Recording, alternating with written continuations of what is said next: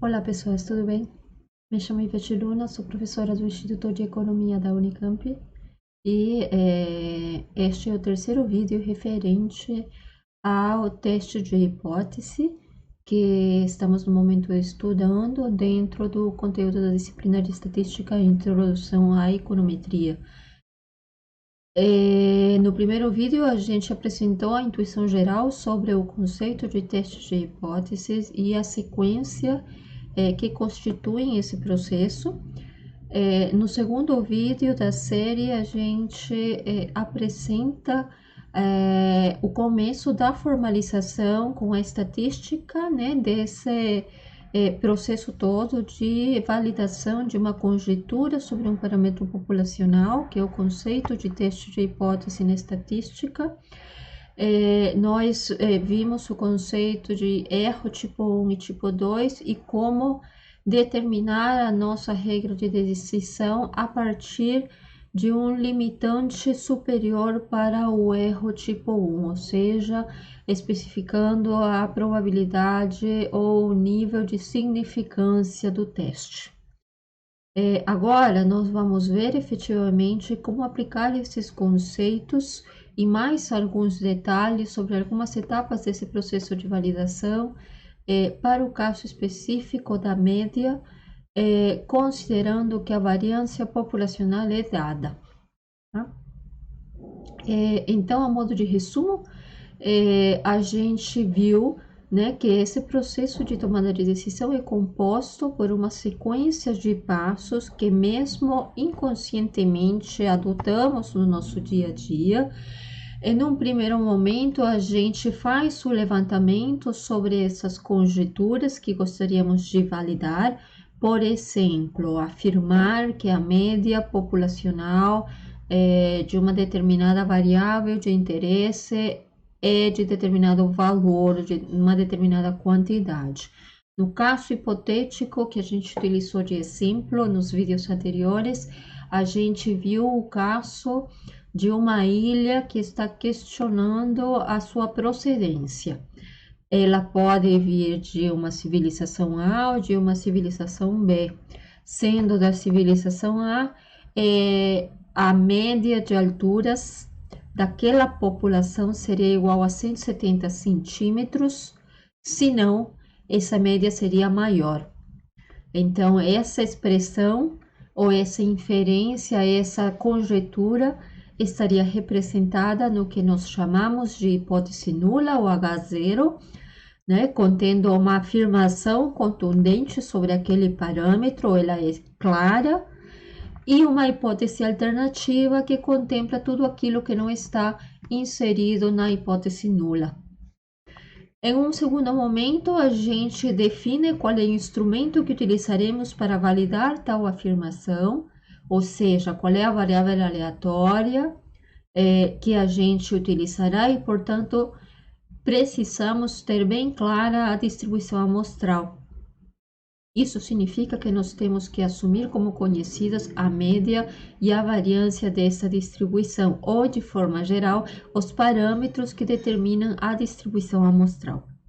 Para isso, como você vê aqui, a gente assume, né, para esse processo todo, que a hipótese nula é verdadeira, que ela é correta.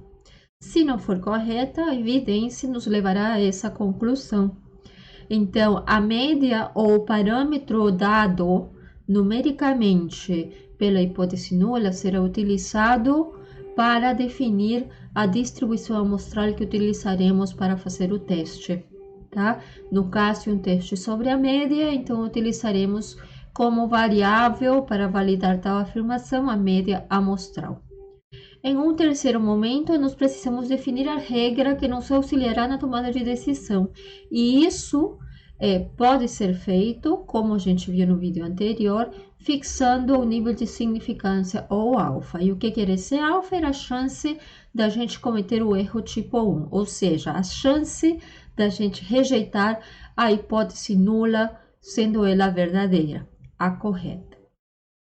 Então, a esse conjunto de valores para a nossa variável aleatória, né, que quando observada na amostra está contida nesse intervalo, nos permite rejeitar a hipótese nula, tá? Ou seja, refazendo a minha frase que não ficou muito clara, né? A região crítica ou região de rejeição é composta por todos aqueles valores para os quais a variável observada na amostra nos indicam que devemos rejeitar a hipótese nula, por isso que também se chama região de rejeição, tá? Finalmente, a gente observa a estatística na amostra, eu defini que eu vou usar a variável aleatória média amostral, então eu observo a estatística dessa média amostral na minha amostra, vejo se ela está ou não contida na região de rejeição, estando, a gente então opta por rejeitar a hipótese nula a determinado nível de confiança. Tá? É importante sempre especificar o nível de confiança, porque a gente viu que mudando esse nível de confiança, a gente muda a nossa região crítica ou de rejeição, né? E se trata de uma probabilidade, então a gente tem que saber ter ciência da decisão tomada condicionada ao erro tipo 1 adotado, tá? Muito bem. Então, depois disso, né, a gente precisa entrar agora em mais detalhes a respeito de como especificar essas hipóteses e mais alguns detalhes adicionais que iremos ver nos próximos slides.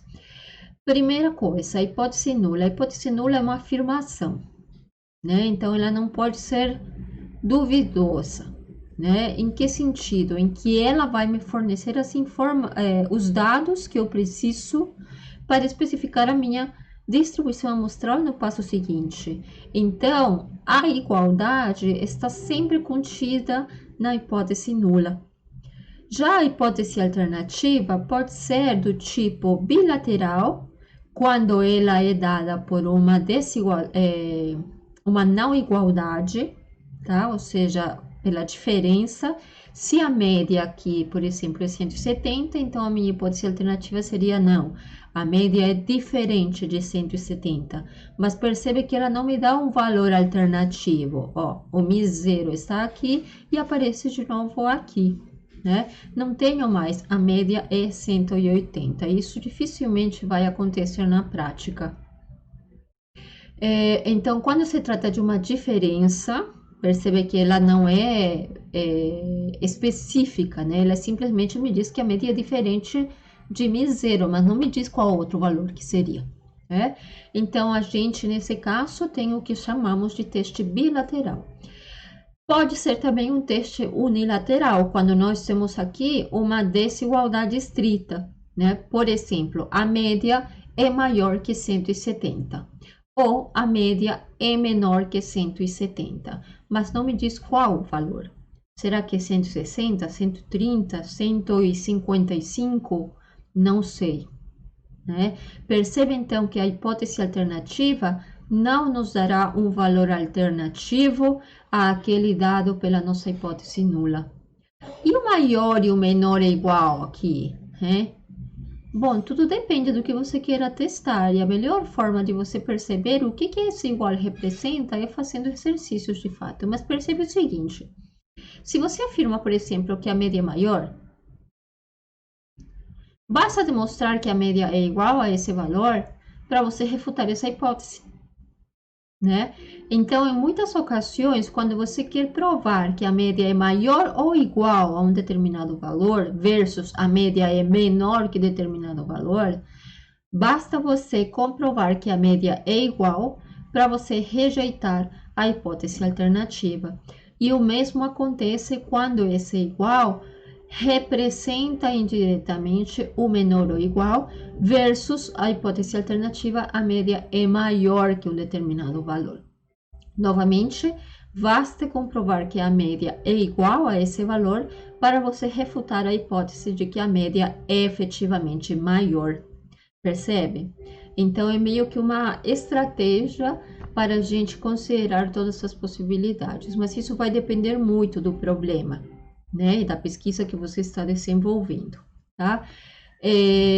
Então, após definir essas hipóteses, né, que agora você sabe que podem ser do tipo bilateral ou unilateral, a gente precisa escolher a distribuição amostral a utilizar. Até o momento, nós vimos o caso da média, né? Quando é um teste sobre a média, a gente viu que um estimador fácil de usar, que atende a todas as propriedades desejadas em estimadores, é a média amostral. Pode ser outra, pode, vai depender do caso. Pode ser a mediana, pode ser uma média ponderada, né? Mas o caso mais simples aqui é a média amostral, e nós já conhecemos a distribuição amostral associada, né? Percebe que nesse caso, né, a esperança da média amostral é dada pela hipótese nula. E a variância é uma coisa que no momento ainda não estou me preocupando, porque eu estou considerando que essa variância é conhecida. Ah, mas se eu não conheço a média, como é que eu vou conhecer a variância? É uma coisa que a gente sempre tem repetido aqui, não faz sentido. Mas também não posso te apresentar diretamente o caso em que de fato a variância é desconhecida, porque antes disso a gente precisa entender o processo todo e depois, né, a gente aumenta aí um nível de complexidade, que é o caso justamente da variância desconhecida, tá? Então, no momento, para simplificar, estamos assumindo que esta variância é conhecida e que a média não é, tá? Bom, se for a proporção, a gente sabe, né, em todos esses casos, aliás, tanto para a proporção como para a diferença de médias ou a diferença de proporções, o procedimento para a realização de um teste de hipótese sobre esses parâmetros, percebe aqui é P, não é P-chapéu, né? Aqui seria o nosso D de diferença de médias, não é o D barra, né? Aqui é o MI de média populacional, não é média amostral. Então, o teste é sempre, né, sobre a validação de conjecturas referentes a parâmetros, tá? Não é sobre variáveis aleatórias, tá? A média populacional é única, é uma só. E neste caso está sendo desconhecida. Tá? Mas se for a proporção, você sabe que um estimador possível, né, seria a proporção amostral, que é uma variável aleatória, e nós já conhecemos a distribuição amostral. Novamente, consideramos a variância dada, né, e a esperança será dada pela hipótese nula. A proporção tem um caso específico, né, em que a variância depende também dessa informação, então você também utiliza a mesma nesse caso, tá? Para definir a variância.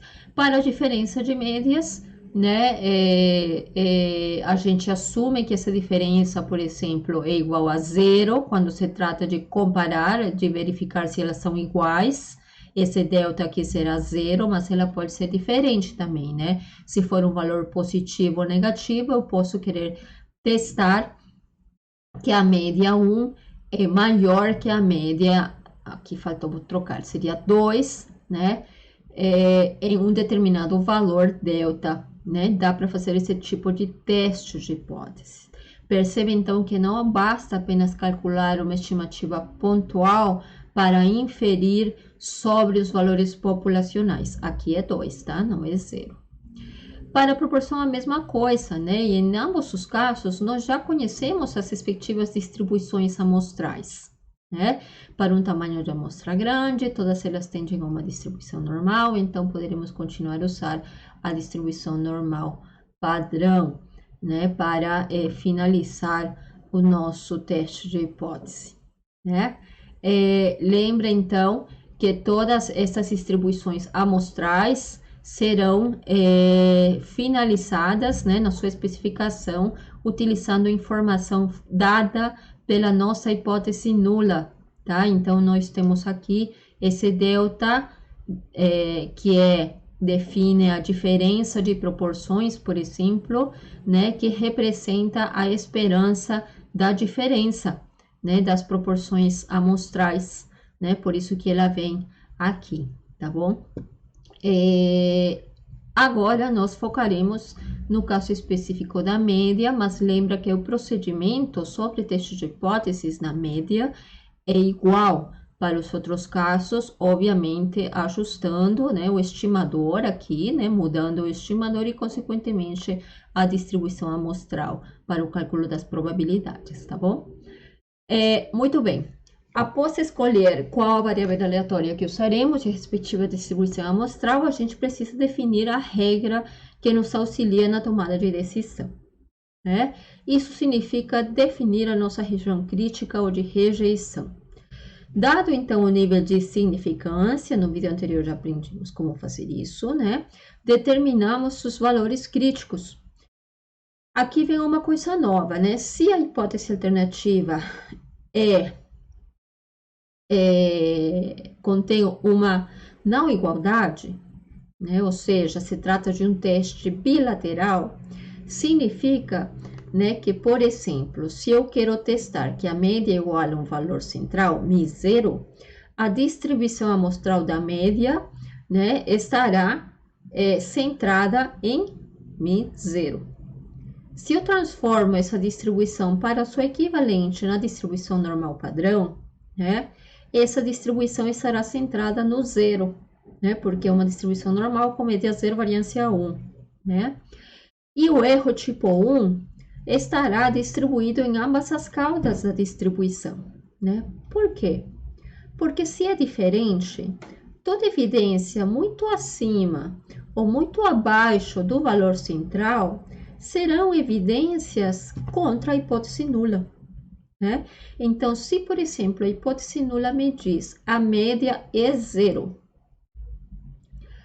um valor muito maior que zero me traz evidências contra a hipótese nula. Um valor muito negativo também será uma evidência contra a hipótese nula que me diz que a média é zero, né? Então, o erro tipo 1 estará distribuído tanto à direita como à esquerda da nossa distribuição, tá? Por isso que aqui aparece o valor crítico positivo e negativo, que define a minha região crítica, observa aqui como ela é definida, né? Distribuindo o erro tipo 1 de forma simétrica, distribuição normal é simétrica, né? Então, esse erro tipo 1 é distribuído de forma simétrica para ambas as caudas da distribuição. Isso significa o quê? Que eu posso estar errada igualmente ou para mais ou para menos, né? Então, esse valor crítico aqui, ou esse aqui, será obtido, né, por exemplo, no R, aplicando um Q-norm com o valor de alfa sobre 2, tá? No caso do teste ser um teste unilateral com o símbolo maior ou menor, você terá também regiões críticas representadas geometricamente ou na cauda direita ou na cauda esquerda da distribuição. Se aqui a hipótese alternativa, por exemplo, é que a média é menor que determinado valor, valores muito menores, ou seja, muitos à esquerda da distribuição, bem na cauda esquerda da distribuição, serão evidências contra a hipótese nula. Por isso que a região crítica está posicionada também à esquerda, né, na cauda esquerda da distribuição. Percebe, então, a forma destas regiões críticas, tá? A única coisa nova, então, aqui é isso, né? Fica atento a como que você formula a sua hipótese alternativa, porque ela determina como será a nossa região crítica em conjunto com o nível de significância, tá bom? Bom, você revisa, pensa bem, é a parte mais desafiante do processo todo de um teste de hipóteses.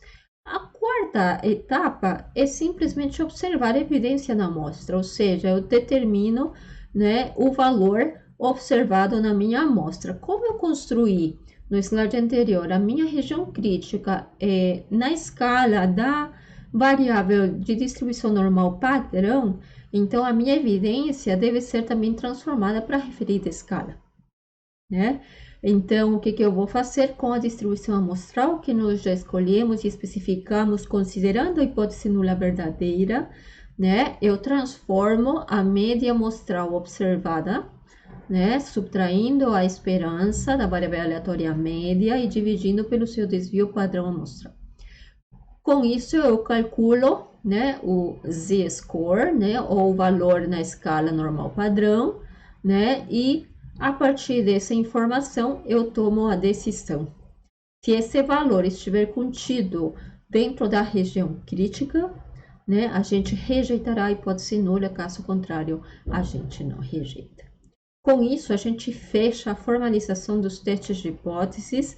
Lembra que estamos vendo o caso da média, mas esse procedimento todinho se aplica da mesma maneira para o caso da proporção e das diferenças. E até o momento, lembra também que a gente considera que as variâncias são conhecidas de alguma outra forma, tá? Lá na frente, a gente vai ver o que a gente faz quando essas variâncias são desconhecidas, mas por enquanto, veja que naquela tabelinha, né, a gente observa que, para um tamanho de uma amostra razoável, né, em todo caso, nós estamos considerando que essas distribuições amostrais são normais, tá? Muito bem, então cabe agora a gente resolver um exercício numérico, tá? Eu vou apagar aqui a minha câmera, né? E eu vou passar para a minha tela,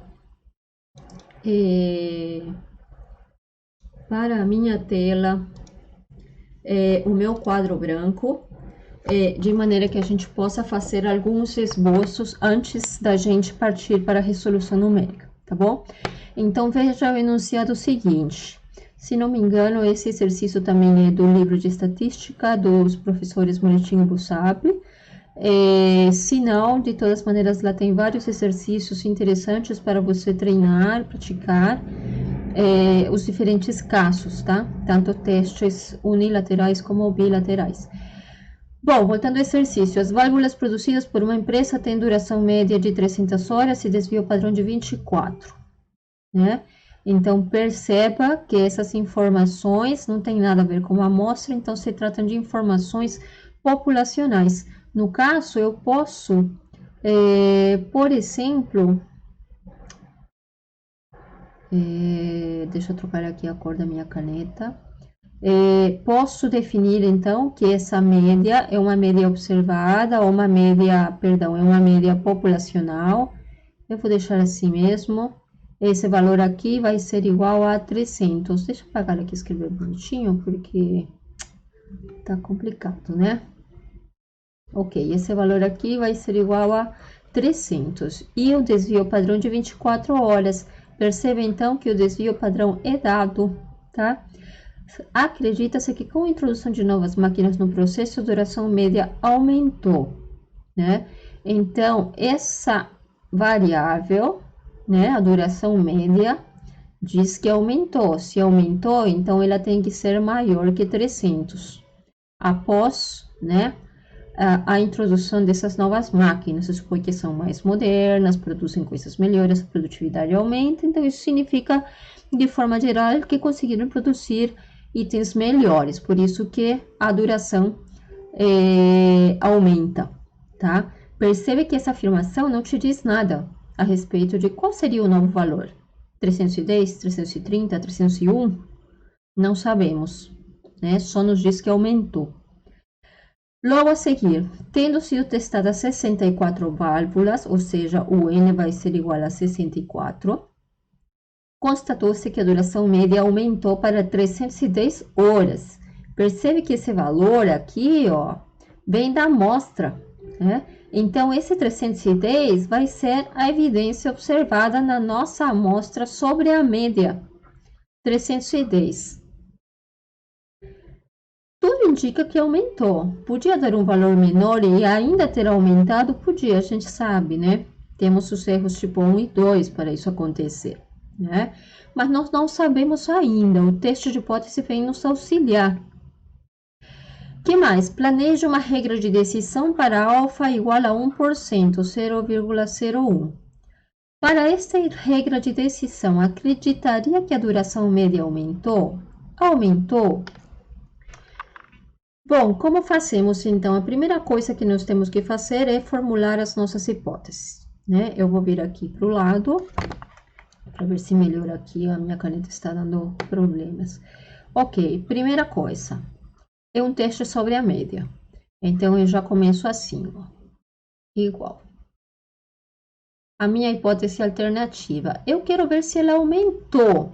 Se ela ficou igual, significa que ela não teve melhoras no seu processo.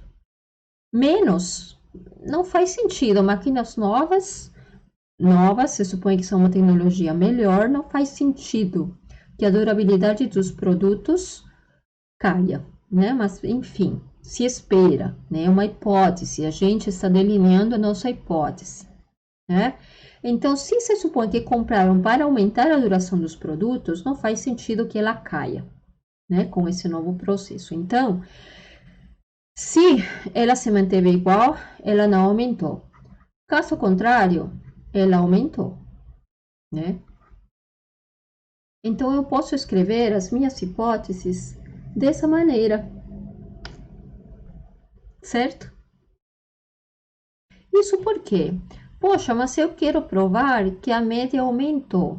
Sim, mas se eu escrevesse assim, ó, se eu escrevesse a média aumentou versus a média não aumentou, se manteve igual, como eu faço a partir da hipótese nula para definir a distribuição amostral, que se supõe que me tem que dar esse valor aqui, ó. Esse aqui vai ser o μ0, vai ser o μ0 vezes o sigma ao quadrado sobre n. Que valor que eu uso aqui a partir da minha hipótese nula? Não tenho, né? Não tenho. Então, neste caso, nós não usaremos esse cara aqui, o que nós usaremos será essas duas hipóteses aqui. Como? Então, isso vai me ajudar a verificar se aumentou ou não. Percebe que se eu rejeito a hipótese nula, eu posso afirmar, então, com 1% de chance de erro tipo 1, que a durabilidade aumentou, certo?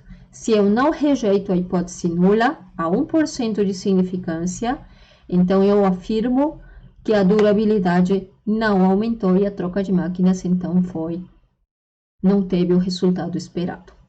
É como se fosse uma contraprova, entendeu? No fundo, eu quero provar ou verificar o que está aqui na hipótese alternativa, mas sei que a afirmação não me diz para quanto que aumentou, né? Então, se não me diz para quanto que aumentou, eu não posso colocar esta desigualdade na hipótese nula. Eu preciso de um valor pontual fornecido sempre pela hipótese nula para construir a minha distribuição amostral. Por isso que a igualdade vai sempre na minha hipótese nula. Pensa um pouquinho, eu sei que às vezes é difícil, mas aí eu te recomendo treinar muito para você pegar o jeito de especificar as suas hipóteses, tá bom? No final, serão essas então as nossas hipóteses a utilizar. Percebe então que se trata de um teste unilateral, né? Isso é importante porque nós já sabemos então qual é a forma da nossa região crítica, né?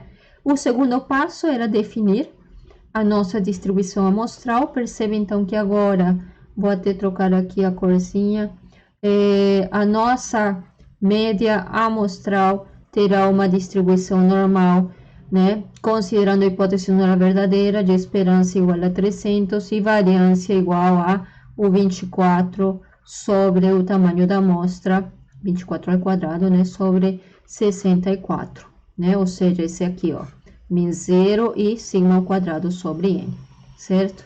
Terceiro passo é definir a região crítica. A nossa região crítica será da forma, se eu utilizar a distribuição normal padrão, valor crítico infinito, né? Ou seja, se o valor observado for maior ou igual, ou maior, tanto faz, se você usa aberto ou fechado aqui, né? É um ponto só na distribuição, vamos por assim. Se for maior ou igual, aliás, maior, só maior, né? Maior que o valor crítico, né? Então, nós rejeitamos a nossa hipótese nula. Isso acontecendo, podemos afirmar que a duração, né, das válvulas aumentou, né? Para quanto não sabemos, porque esse 310 aqui é um valor amostral que muda com a amostra, né, gente? Só podemos afirmar que aumentou, tá? Então, bora, precisamos definir esse valor crítico. Como fazemos para definir esse valor crítico? Eu vou continuar aqui para que a minha tela não acabe, tá? Esse valor crítico vai ser definido, né, pelo nosso erro tipo 1. Então, imagina que eu tenho aqui a distribuição amostral da média. Eita, a distribuição amostral da minha média. Aqui eu tenho zero. Aqui eu tenho a variável já na escala normal padrão, né? E eu vou ter aqui um valor crítico de maneira que, sendo maior que esse valor crítico, né? Ou seja, todos esses valores aqui, né, estarão definindo a minha região crítica, né? Se isso acontece, né, então eu sei que essa área aqui, né, à direita desse valor crítico, representará a minha probabilidade de cometer o meu erro tipo 1, ou seja, o nosso alfa, né? Portanto, esse alfa vai ser igual à probabilidade de Z ser maior que um determinado valor crítico, né? E isso aqui nos diz que tem que ser igual a 1%. No R, então, esse valor crítico, você já sabe, né?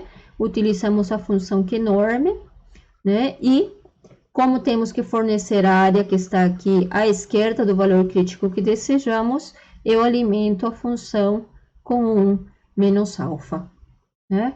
Com 1 menos alfa. Que mais? Defino esse valor, né? E em um segundo ou em um quarto momento, né, nós especificamos aqui ou analisamos o valor observado aqui, né? Qual que é a estatística observada na minha amostra? Vai ser a média amostral menos a sua esperança, que no caso vai ser o 300, né? Tudo isso dividido pelo 24 sobre raiz de 64. Na verdade, isso vai me dar 3, se não me engano, né? Ou seja, a raiz de tudo isso aqui. Verifico se esse valor aqui observado está contido ou não na região crítica. Se sim, então rejeitamos, né, a hipótese nula. Se não, nós aceitamos ou não rejeitamos essa hipótese nula. Certo? Percebe então que aqui eu construí a minha região crítica, né, utilizando, né, os seus valores, os valores na escala da normal padrão, tá? Eu posso construir na escala da variável real aqui, duração em horas? Pode, basta transformar. Lembra que esse valor crítico aqui vai ser igual a uma média amostral crítica, menos a sua esperança, sobre o desvio lá, que é 24, raiz de 24, 24 sobre a raiz de 64, que vai me dar 8, ou seja, sobre 3, né? Então, daqui você pode tirar esse valor. Tanto faz, se você constrói a região crítica na escala real, digamos assim, você aqui não precisaria fazer a transformação da evidência, né? Se você deixa a região crítica na escala da normal padrão, você transforma a evidência, a média amostral, nessa escala, né? Só tenha esse cuidado, tá? Mas esse seria o nosso teste. Então, agora nós vamos para o R para passar tudo isso a limpo. Lembra, né, o porquê dessa forma, né, da nossa região crítica, ela está à direita, porque todo valor acima de um determinado valor crítico, né, digamos assim, se colocará a favor da nossa hipótese alternativa e, portanto, teremos que rejeitar a hipótese nula, tá? Muito bem. Vou, então, aqui para o meu R, né, e já te mostro, tá? Para não deixar o vídeo muito longo, eu já meio que resolvi, passei aqui o enunciado para dentro do meu script. Perceba que a média populacional, então, nós vimos que era 300, é dado, né? Isso antes de utilizar as novas máquinas. O desvio padrão da duração das válvulas é de 24 horas. Colhemos uma amostra de tamanho 64, onde observamos uma média amostral, que aqui eu represento pelo XB de X barra, igual a 310 horas. O erro tipo 1 será de 1%, ou seja, eu corro o risco de estar rejeitando a hipótese nula, sendo ela verdadeira, ou seja, de dizer que a duração aumentou, quando ela, na verdade, não aumentou, né? No caso, vai ser de 1%. e precisamos verificar se a duração aumentou, né? Como a minha hipótese nula sempre tem que ter igualdade, eu coloco como hipótese nula, então, que a média é 300. Se eu rejeitar ela, eu posso afirmar, então, que a média é maior que 300 e, portanto, houve, sim, aumento na duração das válvulas com o uso dessas novas máquinas. A distribuição amostral, nós já conhecemos, né, da média amostral. Percebe que ela é definida considerando a hipótese nula verdadeira, então esse carinho aqui vem aqui a definir a esperança da média amostral, a variância é dada, o tamanho da amostra a gente sabe, e passamos então a definir a nossa região crítica, tá? Como definimos a nossa região crítica? Bom, esse valor crítico é um quantio, então nós usamos o Q-norm porque estamos utilizando distribuição normal, né? Precisamos dar como input, como argumento desta função, a área à esquerda desse valor crítico. Como o meu erro tipo 1, no caso, é dado por valores maiores que esse valor crítico, então o meu erro tipo 1, 1%, está à direita dele. Portanto, aqui nós temos que dar como input 1 menos alfa, né? Ou seja, 99%. Com isso, nosso valor crítico será igual a 2,3263, como você vê aqui no canto direito da minha tela, né? Finalmente, após definir então a minha região crítica, observa a minha regra de decisão. Se a evidência observada na amostra for maior que este valor crítico, então rejeitamos H0. Caso contrário, não rejeitamos e podemos afirmar então que a duração aumentou. Percebe como esse valor crítico aqui, no fundo, representa a nossa regra de decisão? Pronto. Quarto passo, observamos as evidências na amostra, né? Quais evidências na amostra? Bom, preciso calculá-la, né? Para isso, eu preciso transformar o meu x barra no seu equivalente na escala normal padrão. Para isso, eu subtraio a esperança, que é dada pela hipótese nula, ou seja, 300, divido pelo seu desvio padrão. Qual que é o seu desvio padrão? A raiz da sua variância. Qual é a sua variância? O sigma ao quadrado sobre o tamanho da amostra. Por quê? Porque média amostral, e nós já sabemos que isso acontece pelo teorema do limite central, né? Calculo, então, esse desvio padrão, calculo a evidência na amostra e chegamos a um valor, né, de 3,33, né? A região crítica é contida ou é composta por valores maiores que 2,32.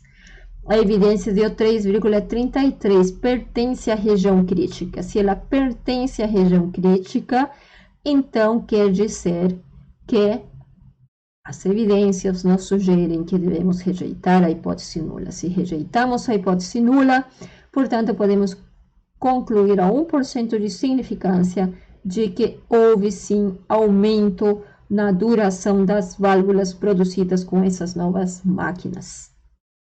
Percebe como chegamos a uma conclusão, né?